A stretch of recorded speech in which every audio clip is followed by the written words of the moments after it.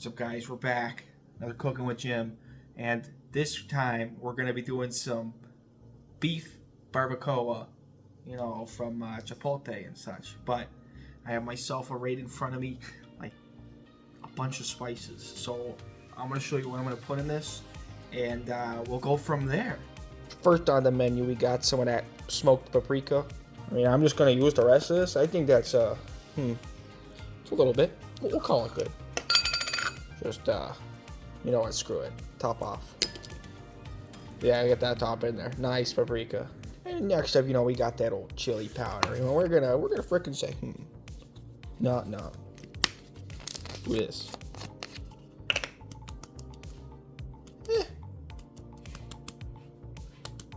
That's good. Doing it with feeling. Some freaking pink salt, because that's all I got. A little bit of more control on that number. Little, that might be too much. We got some of that famous garlic powder. You know, garlic powder is good on anything. Yeah, ooh, yeah, I think that's good. And with this garlic powder, you know, the younger brother onion powder is going to be there too. Let's go. Oh, sure, why not? I think that's tasty. Smart Way oregano leaves, that good stuff. We're gonna toss about, yeah.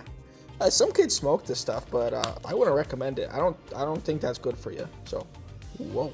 And we're go ahead and hit it with a freaking dash of Great Value cumin. You know, a little dash.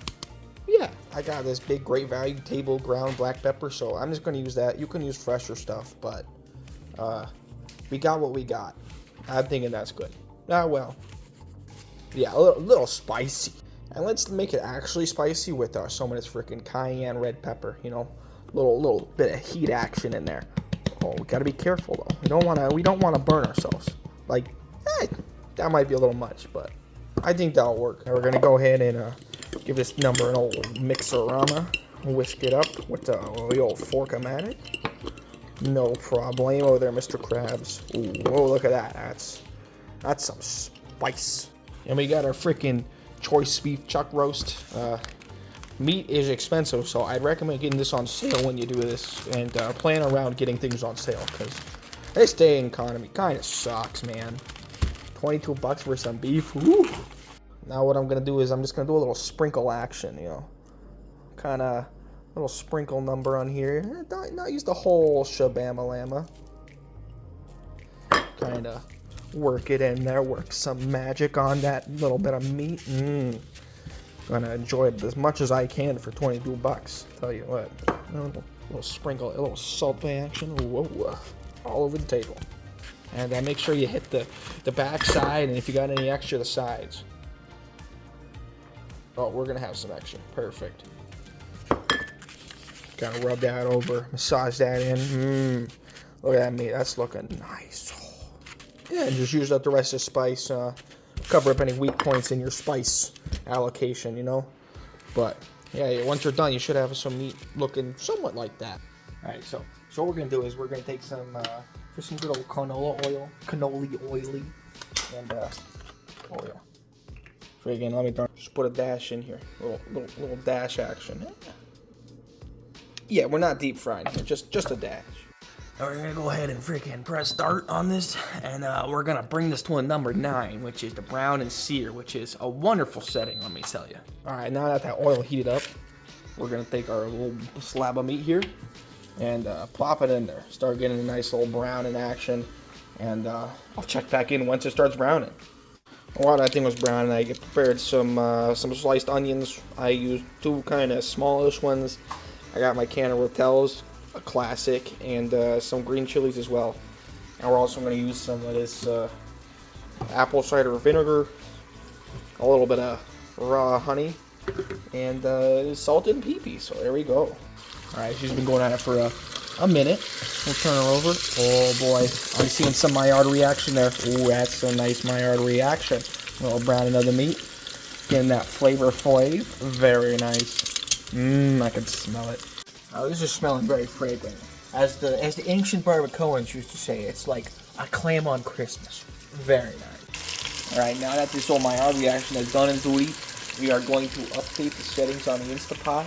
Down here, we're gonna freaking stop this bad dog, and then we're gonna rock it on steak slash meat. I'm feeling steak slash meat, so we're gonna slap that dog.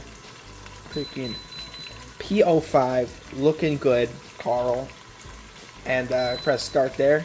And now let's add this other stuff. Now in this here beautiful Instant Pot, we're gonna start with our a little bit of Rotel action. We're gonna do 1 full can and about half of another can, a little more. Yeah, that's good. And then freaking throw in the onions, and we got some onions and garlic in there. 3 cloves, 2 small onions, and a freaking can of these green chilies. Oh, hot! That's scary. Slap that in there. We're gonna hit it with some of this freaking apple cider vinegar. Yeah, that's probably good. Yeah. A little more for victory. A little bit of pepper. A little bit of salt. And screw it. Let's go with a nice little dollop of honey in there. You know, add a little sweetness. Because America, everything's got to be sweet. And everything's looking ship shape. We're going to give it just a little stir. It's not going to do much. Just kind of maybe work it under the meat a little bit. Get some mixing and get that flavor around here. Oh yeah, it's gonna be something. Tell you what. Yeah. And we're gonna slap that lid on there. Oh yeah, hear that? Action engaged. Now this thing's gonna freaking go till it's done, and once that pressure gauge, actually, ceiling action engaged. Once this goes up, we're gonna let it go down naturally, and we'll be mighty fine on that. Now we're making freaking burrito bowls, right? That means we don't need a tortilla, but I am gonna make these for multiple days in a row. So I'm gonna prepare them in like these containers here. Make things easier for me when I'm hungry and need a craving for lunch. So in here, we're gonna put some corn, do some corn fixins. But first I gotta turn the water on the corn. Because we all know, corn water is weird. And this number is mighty simple. We're just gonna freaking plop that corn in there. I probably should have done this side. It is what it is. And put some Rotels in there. Boom.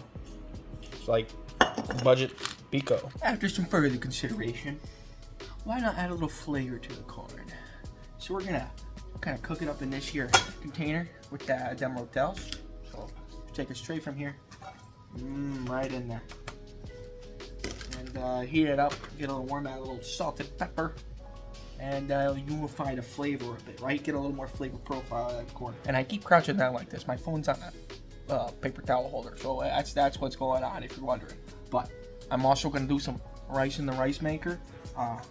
Clean it first, and we're gonna also plop some cilantro in there. Get that kind of cilantro white rice you see at Qdoba, Chipotle, all those places, and we'll see how it goes.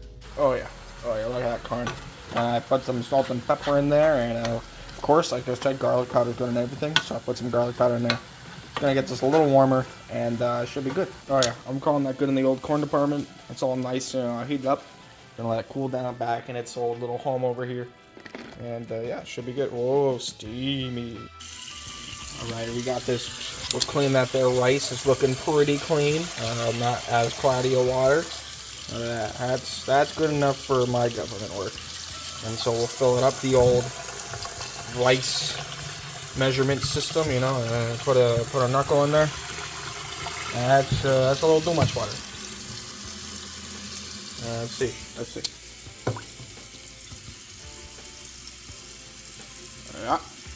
That's good enough for me. Take some of the cilantro and just freaking throw it in there. I have no idea what this is going to turn out, but we'll find out together. We'll pop this rice in the old rice cooker, and look at that. Ooh, interesting. We'll slap that lid closed. Press the keep warm power option. Set on white rice. And we are off to the frickin' races. And for one of our last ingredients, we're gonna do the cult classic for bowls. We're gonna use black beans, but I am gonna drain the juice, unlike last time when I made the chili, because I mean, I don't really want this goo in that old burrito bowl. So yeah, we're gonna frickin' plop those in the pot. Get the other can in there and heat them up. And we'll crank them on, well, let's freaking put them at like, yeah. I get them warmed up. Ooh, hey, whoa, those look like coffee beans now. Oh yeah, look at that. Beans are heated up. We're gonna put them in, where do we think this?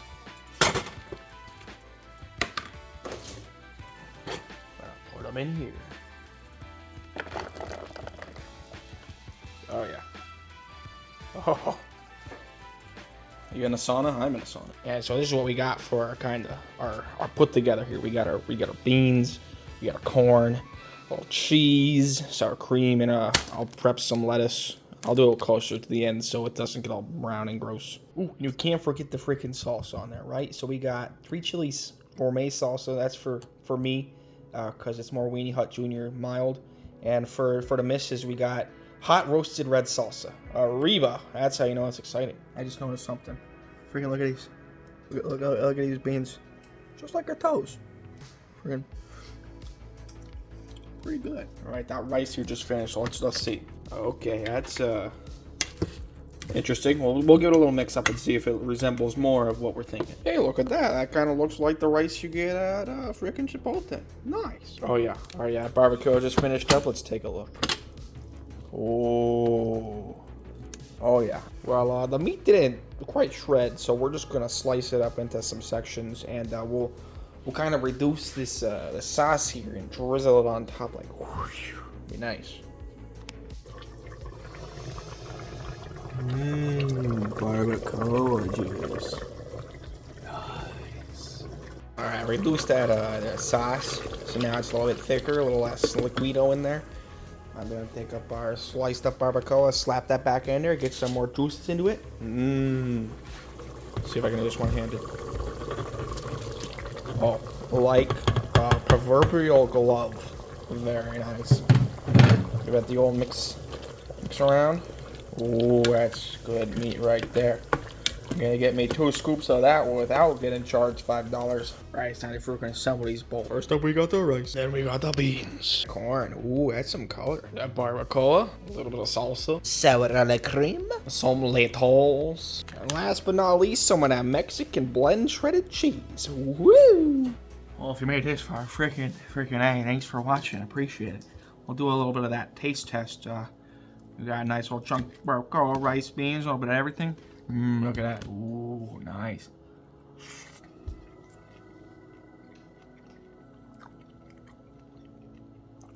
Not bad. I think I know the difference though. I don't have like a cast iron pan or griddle. If I put I let the barbacoa put in the sauce a little bit, if I let it fry kind of on a pan, that might be pretty good. Add a little more crisp to it. But flavor's there. Rice is good. It all kind of tastes like a burrito bowl. Hey, who'd have thunk? But yeah, hope you guys enjoy the rest of your day and keep it real. Peace out, homies. Enjoy.